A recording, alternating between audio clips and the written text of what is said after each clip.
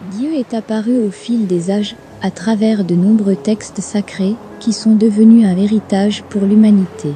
Pour la première fois, dans l'histoire connue de l'humanité, c'est Dieu la Mère, le grand principe féminin de la création, qui transmet un enseignement direct à travers de nombreux messages reçus par la nation essénienne.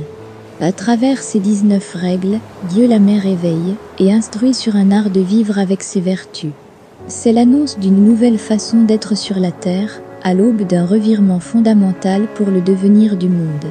Un livre historique exceptionnel, né de l'alliance d'une nation d'hommes et de femmes éveillés avec Dieu, à l'heure où toutes les religions des hommes s'effondrent.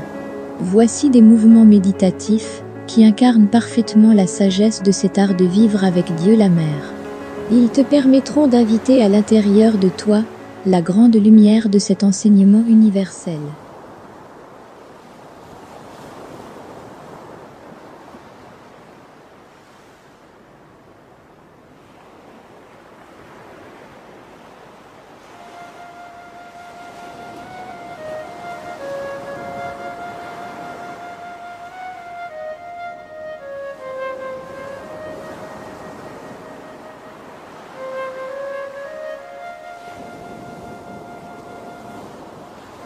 Être une famille, une communauté d'amour.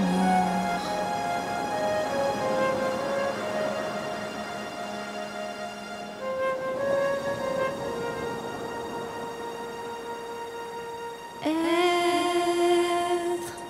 une famille, être une communauté d'amour.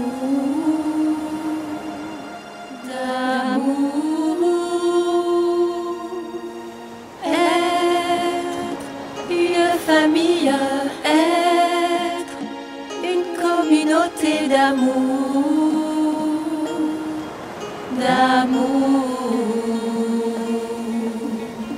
être une famille, être une communauté d'amour,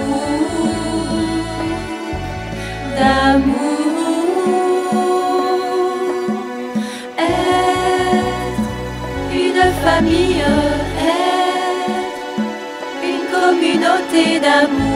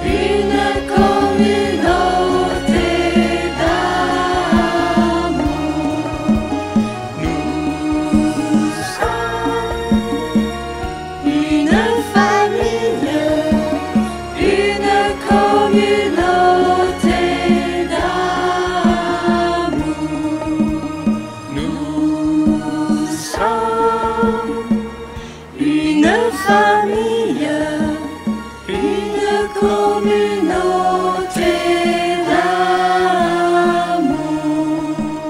une communauté d'amour,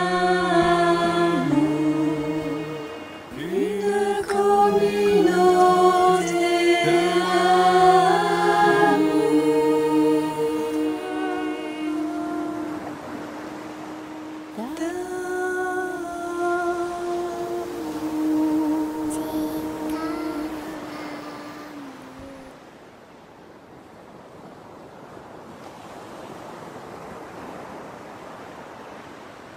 Je suis la terre de l'éveil et je cultive pour la communauté la force protectrice et aimante. Je porte assistance là où c'est nécessaire.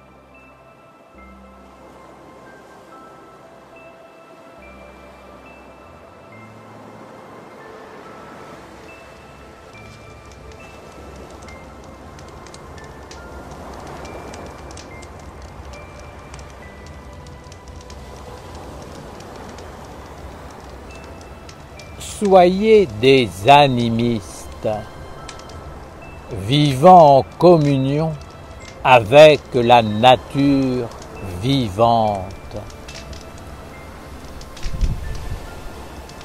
La religion de Dieu est l'animisme.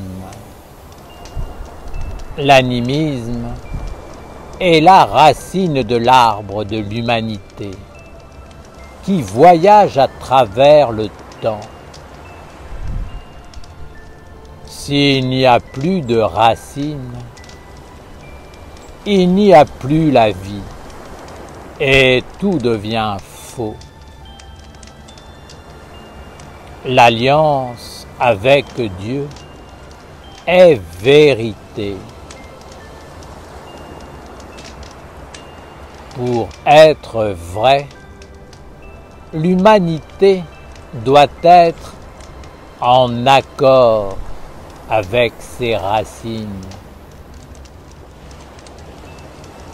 La nature vivante est le corps de Dieu, son temple, le livre du haut savoir.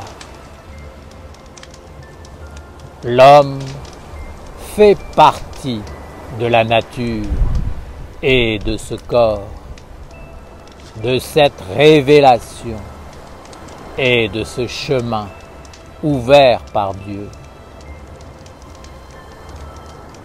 L'animisme est la religion de Dieu et de la nature vivante. C'est une religion visible, mais aussi invisible. C'est pourquoi elle est appelée la religion des mystères divins.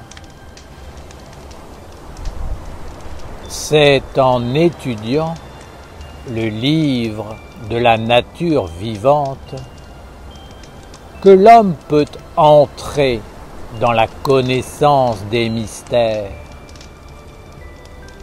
pour finalement entrer dans les mystères et prendre sa place auprès du Père et de la Mère. Moi, Michael, je suis le Père du feu. Et je fais partie de la religion des mystères du grand esprit de Dieu. Vous pouvez me voir dans la nature, mais pourtant, je demeure caché, car je suis pur et j'aime la vie divine. Dieu est pur, libre et vivant. C'est pourquoi je suis l'un des plus grands animistes et je ne vis qu'avec la pureté, ne tolérant aucun mélange des mondes, aucune profanation, aucun mensonge ni compromis. L'une des vertus fondamentales de la religion animiste est le respect du corps, de la forme.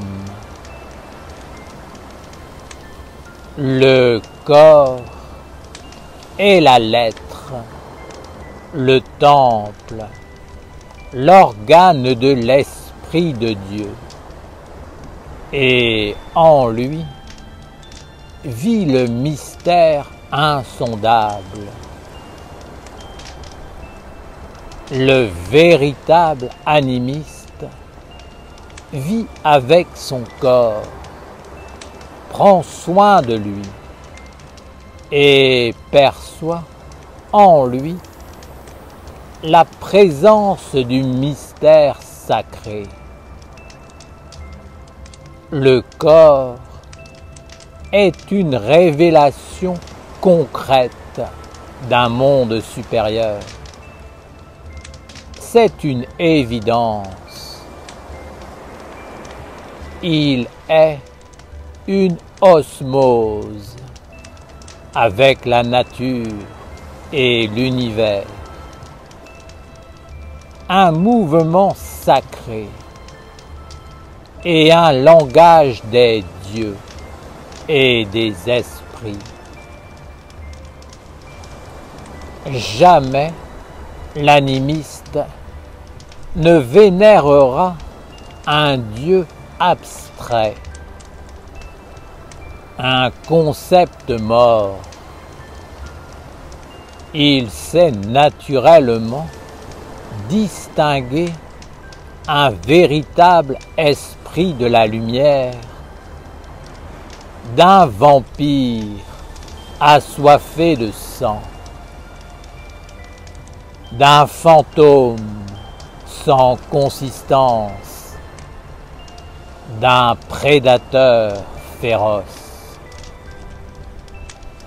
Seul celui qui est déraciné de la nature peut vénérer le faux Dieu des religions des hommes,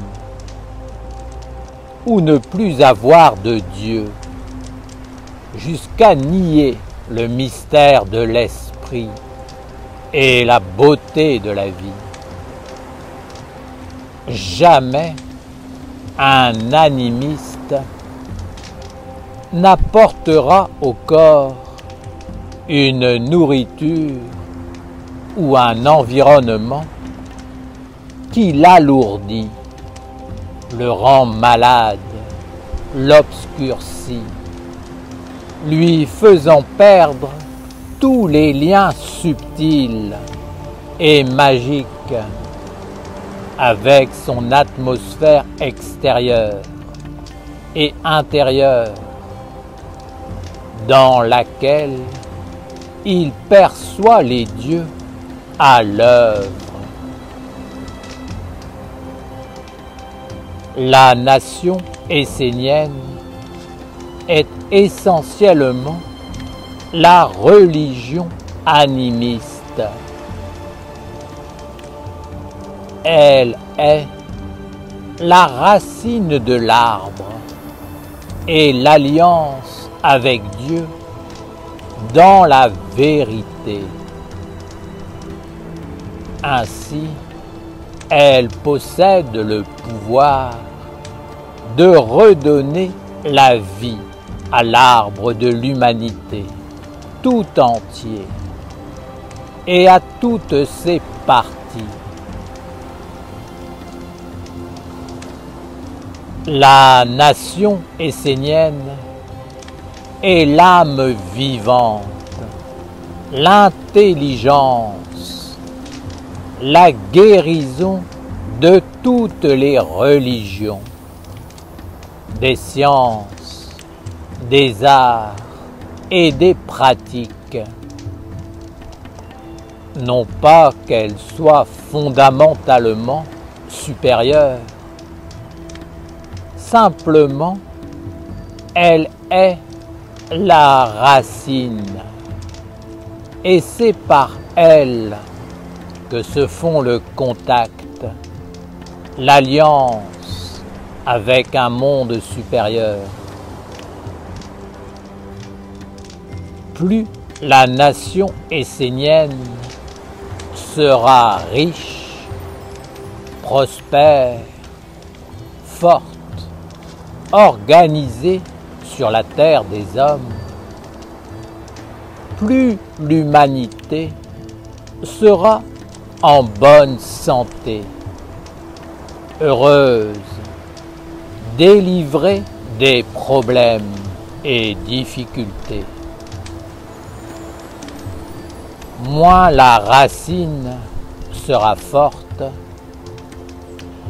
plus l'arbre sera dans la souffrance et les méandres inextricables des problèmes sans fin.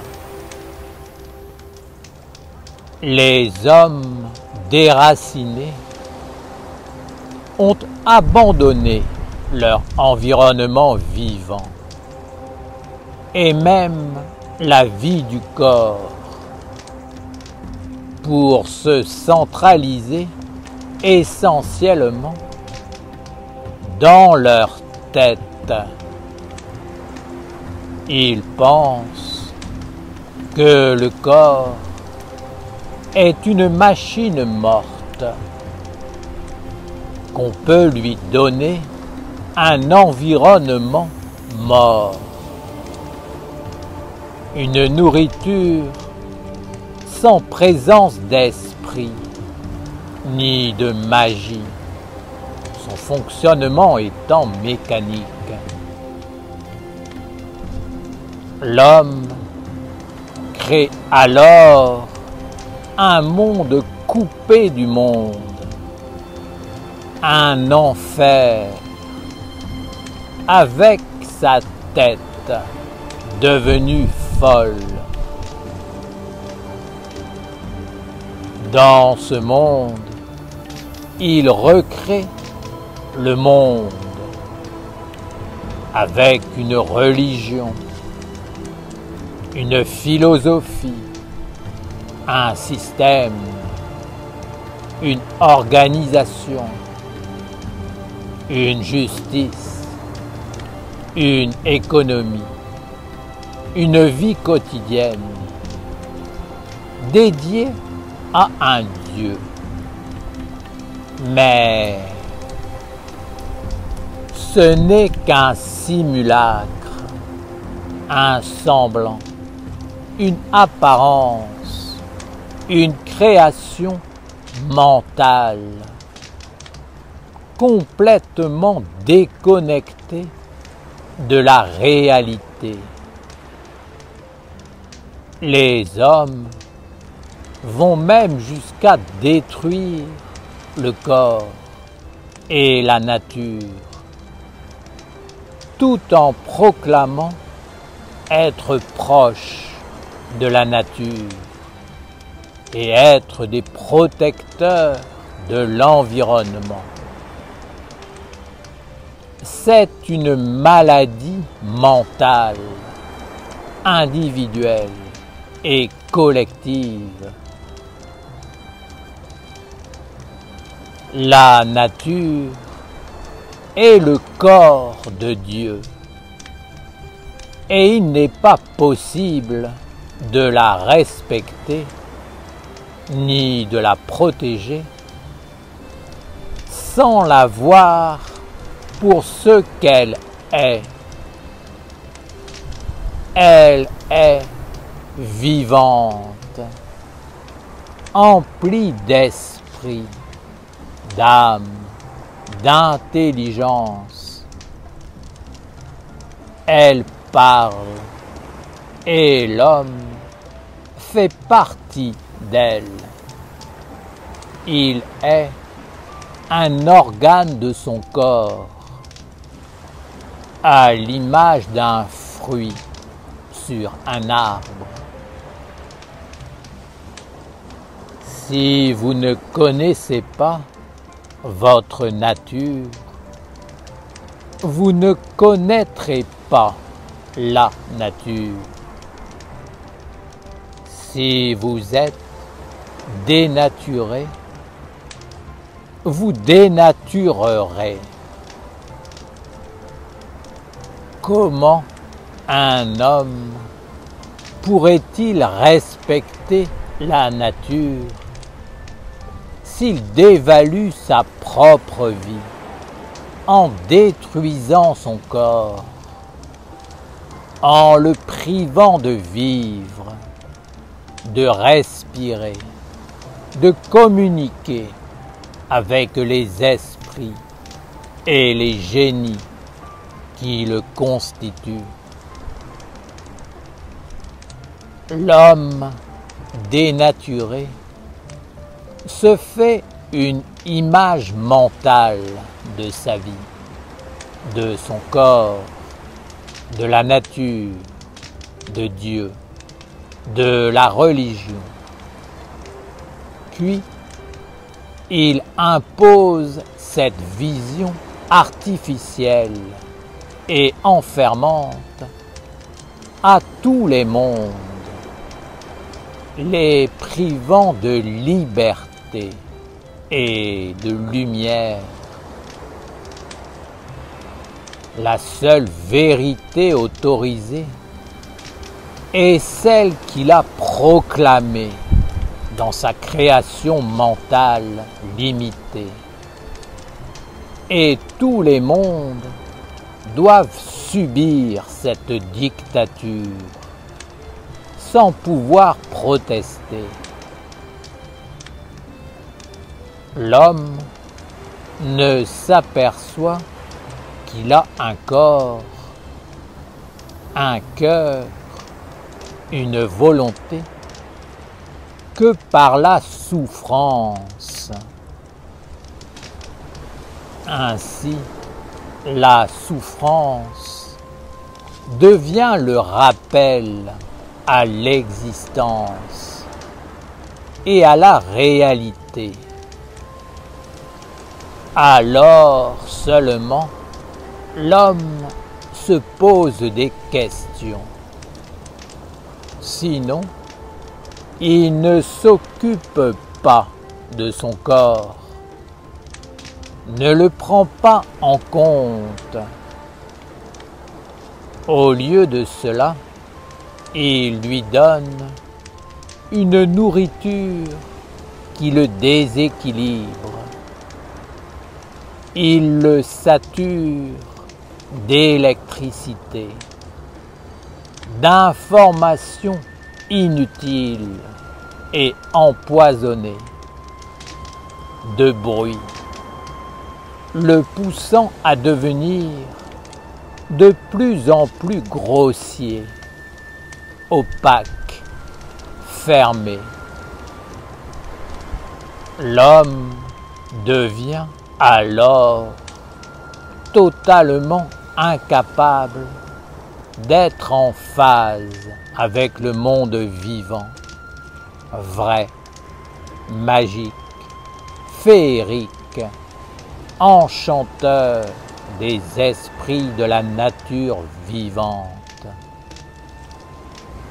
Il ne peut plus entendre la nature, communiquer, vivre avec elle, comme peuvent le faire un animal, une plante, une pierre. Alors, il est dans le malheur et s'en remet entièrement au concept fabriqué du monde de l'homme déraciné. Moi, Michael, Père du feu divin, gardien des mystères sacrés, éternellement intacts et purs, je vous dis que je suis animiste devant le Père de tous les pères et que je vénère sa religion. Je préserve la vision animiste du monde et je n'accepte pas ce qui détruit la vie, ce qui est mauvais, contraire à l'intelligence, mensonger et faux. Je ne me mélange pas, je ne m'associe pas avec cela. Je demande à tous les Esséniens de préserver les valeurs sacrées de l'animisme, comme la religion éternelle et universelle du Père, de la Mère et des enfants de la lumière.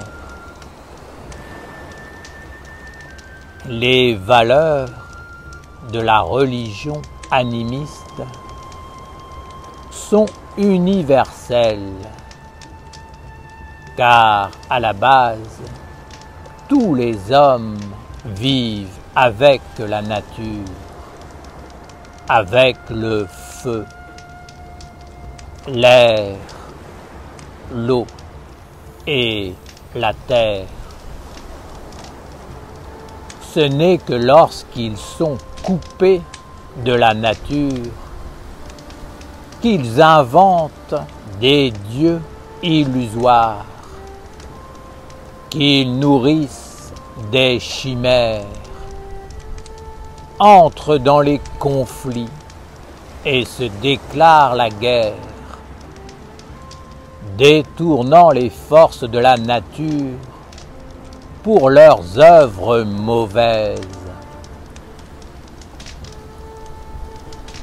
Les valeurs de l'animisme, c'est de ne pas mélanger ce qui est bon avec ce qui est mauvais. Il ne s'agit pas de dire que la nature est vivante, qu'elle est divine, pour ensuite vivre une vie quotidienne qui détruit la nature. Il ne s'agit pas de proclamer que la sagesse est un ange, tout en vivant avec un simulacre de sagesse dans le quotidien. Je sais que le monde de l'homme est devenu puissant et que c'est lui maintenant qui ordonne tout et organise vos vies. Mais comprenez que les valeurs de l'animisme sont intègres et purs. Il ne s'agit pas de penser une chose et de vivre autre chose avec le corps. C'est pourquoi la transition doit être douce, mais vous devez, à travers la ronde des archanges et les villages esséniens, commencer à vous organiser pour qu'une autre vie apparaisse et que le corps de Dieu prenne forme, consistance et évidence au cœur de vos villages sanctuaires. Père Michael, veux-tu dire que la seule divinité dans l'homme est son corps, car il est le fruit né et posé sur l'arbre de la nature vivante? Veux-tu dire que le corps est la merveille, car en même temps il contient et fait apparaître, à travers la subtilité des mondes, les mystères ineffables de l'esprit et de l'immortalité, et communie avec eux? Veux-tu dire aussi que l'homme peut se perdre, s'égarer par la puissance créatrice d'illusions de l'intellect et de la pensée qui enfante un monde faux et destructeur? L'homme, prisonnier du filet de l'illusion, est persuadé qu'il maîtrise sa vie parce qu'il pense comprendre par le seul moyen de l'intellect et des concepts vitalisés. Mais il est totalement à côté,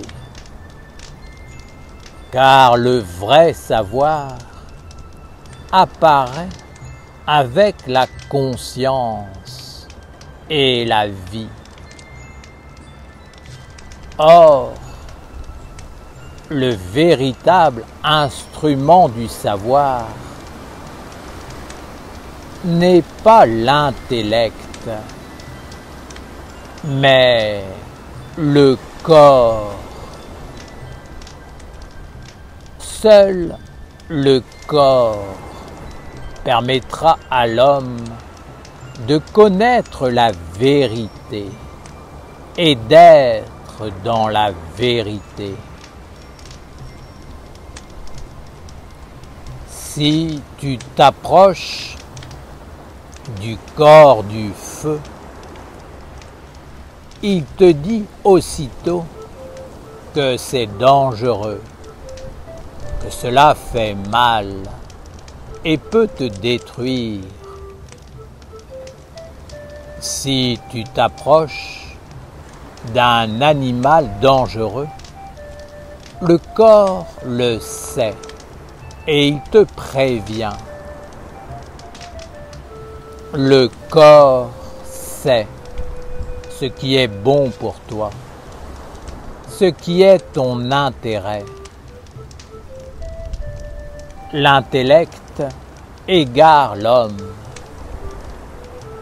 car il le conduit dans des concepts abstraits, de façon à l'éloigner de l'intelligence vivante,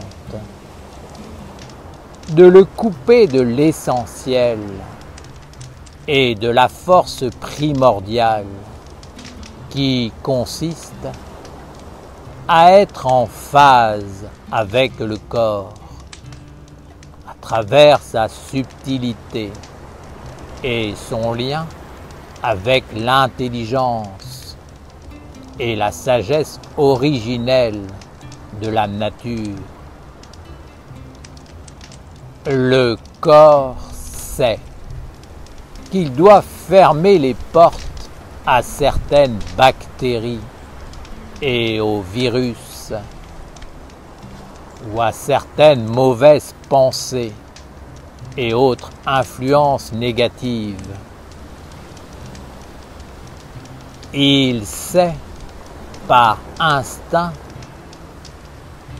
ce qui est bon pour maintenir l'équilibre et garder un sens critique subtil et objectif face aux différentes conditions de la vie sur Terre. L'intellect ne possède pas ce savoir inné, mais malgré cette tare, l'homme est fasciné par lui et lui donne la primauté de son attention au détriment de l'intelligence du corps et de la volonté qui est asservie aux intérêts exclusifs de l'intellect. De même, les sentiments sont bien souvent détruits parce que les portes du cœur ont été ouvertes ou fermées quand il ne le fallait pas. L'intellect ne prend pas soin du corps ni de l'instrument subtil qui l'habite, pensant que lorsque le corps sera usé, il en changera. Je vous dis que tout cela n'est qu'illusion. Alors, ne confondez pas les valeurs de la religion animiste qui doivent être celles de la nation essénienne avec celles de la philosophie intellectuelle qui ne vous ouvriront pas le même chemin. Seul le corps, en communion avec la nature vivante et son école de sagesse, doivent être le guide et le savant, car il sait reconnaître ce qui est bon et ce qui ne l'est pas. L'intellect ne sait qu'endormir l'homme, juste pour susciter une soif insatiable de connaissances inutilisables et d'apparences qui ne mènent qu'à l'enfermement et à la destruction. L'intellect peut devenir effrayant par le faux savoir qu'il contient, car il cherche à se substituer à la vie et à l'intelligence de Dieu. Il prend alors tout l'espace et devient le dictateur, le maître suprême. Ainsi, toutes les portes se ferment, toute communication s'éteint. Le corps se durcit et devient opaque jusqu'à ce que l'énergie ne circule plus. L'homme apporte au corps et à la nature vivante ce qui enferme dans la mort, ce qui est destruction, et n'ouvre pas le chemin de l'éveil et de l'ennoblissement.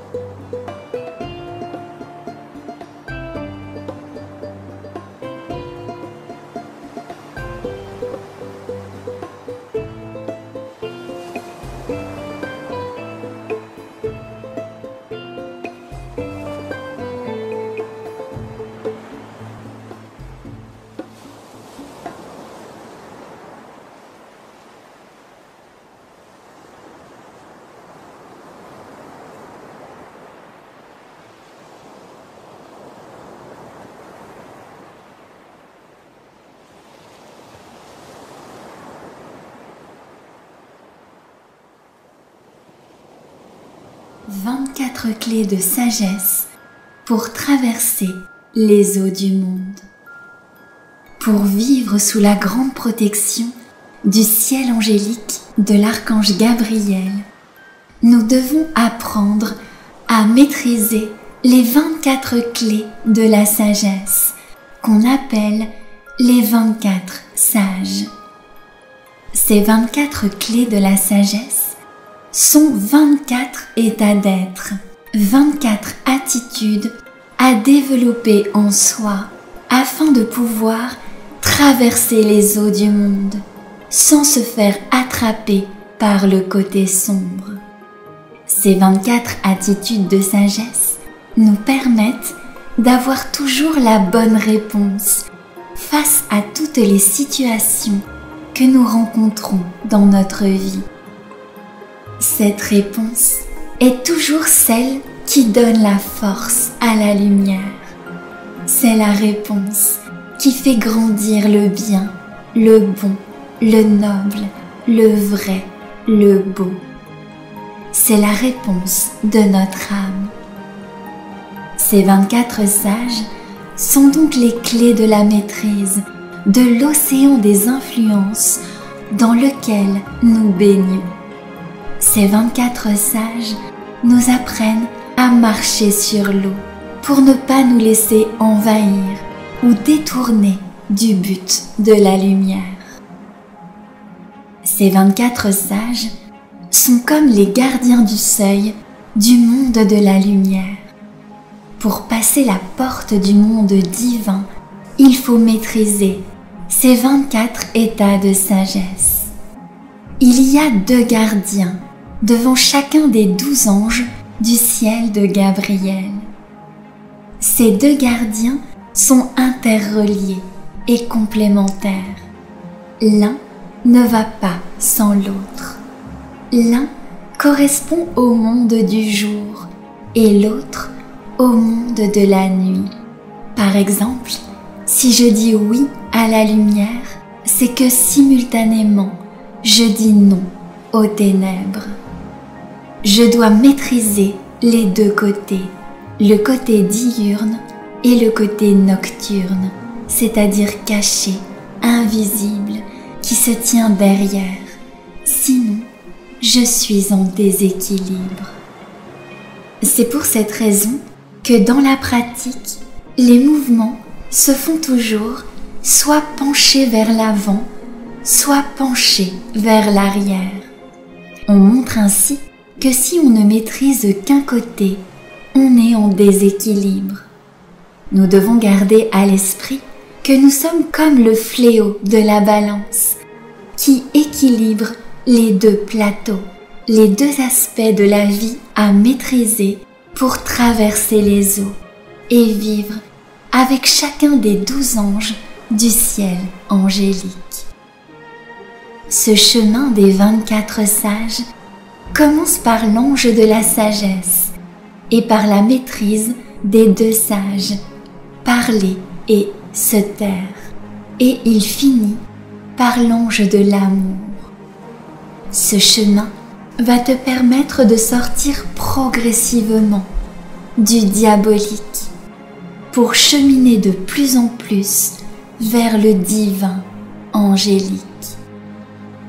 C'est le chemin de la maîtrise, du oui et du non. Tu dois savoir dire oui et non aux influences qui viennent te visiter. C'est la grande clé de la maîtrise de ta vie.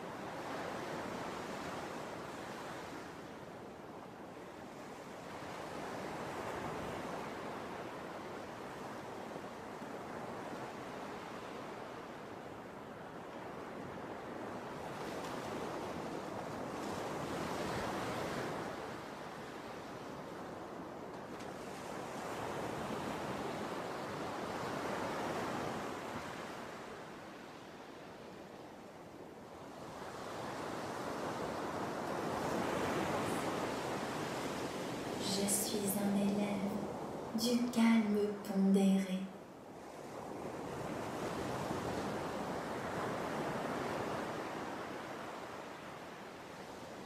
Vivacité. Je suis un élève de l'éclair intuition et de la présence d'esprit dans l'initiative.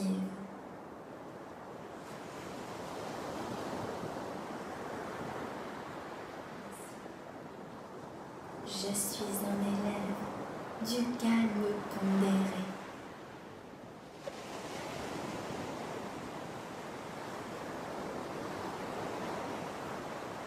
Vivacité. Je suis un élève de l'éclair intuition et de la présence d'esprit dans l'initiative.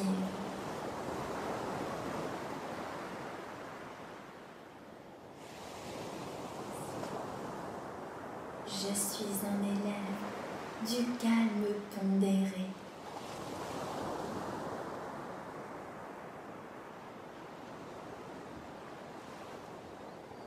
Vivacité.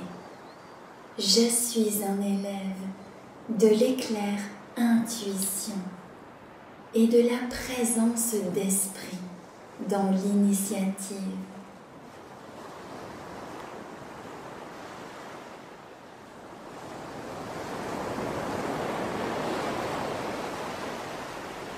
fondé sur la vérité, inspiré par la magie, éclairé par la clarté, guidé par l'harmonie.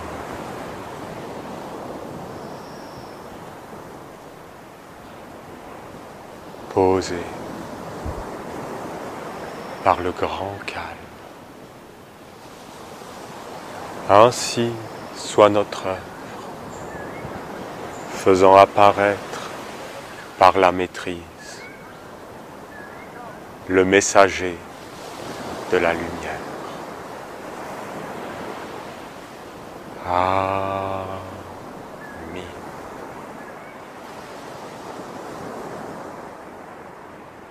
Père, que ton nom soit sanctifié, les dieux. Oui, les dieux. L'animal est un dieu. La plante est un dieu. C'est des dieux. Que ton règne vienne, les archanges, les lois, toutes les lois divines. Les lois. On doit vivre avec la loi de Dieu, qui est inscrite partout, qui est universelle. Ensuite, que ta volonté soit faite, les anges, les messagers, la clarté dans ma pensée, l'amour dans mon cœur, la force dans ma volonté, la justice, la droiture, les anges. Et après, sur la terre comme au ciel. Vous vous rendez compte, sur la terre comme au ciel? Tu te rends compte? Sur la terre comme au ciel, c'est toi. C'est moi. Sur la terre comme au ciel, c'est nous. Et c'est quoi le symbole? C'est un bâton. Tu prends un bâton et les animaux, ils ont peur. Hein. Tu peux commander un lion avec un bâton. Parce que tu as le bâton comme ça. Et nous, nous sommes un bâton. Et dans ce bâton, il y a la totalité. Les pierres, les éléments, les plantes, les animaux. Et tu dois savoir qui tu es.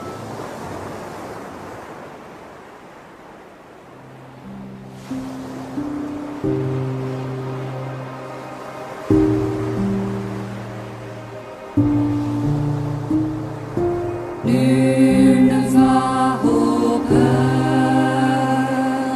sans passer par moi. Le Père et moi,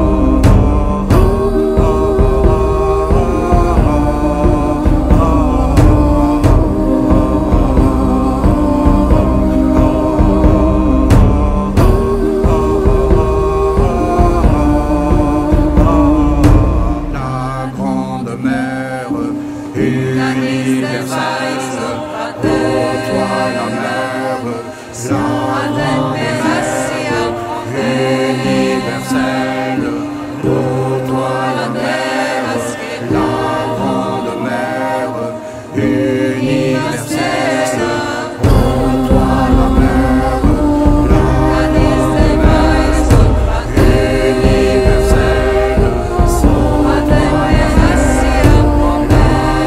la mer, universelle, pour toi la mer.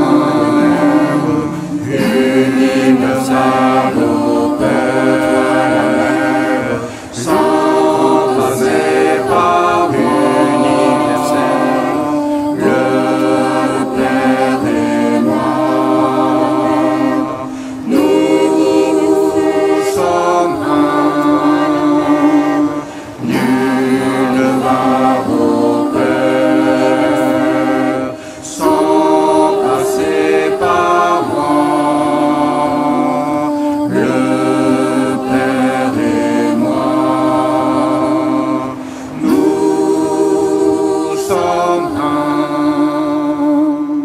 Nul ne va au Père sans passer par moi. Le Père et moi, nous sommes un. Nul ne va au Père sans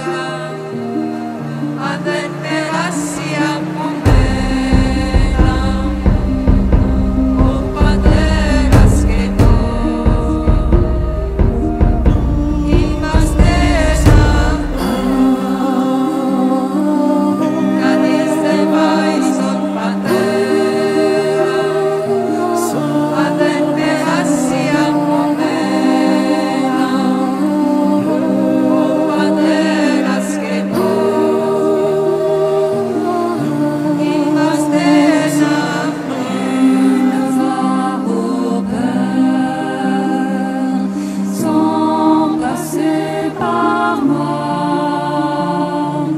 Le Père et moi,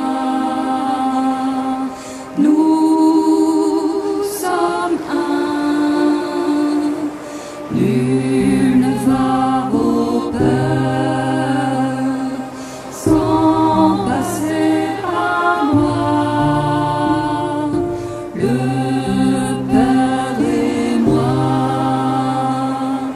nous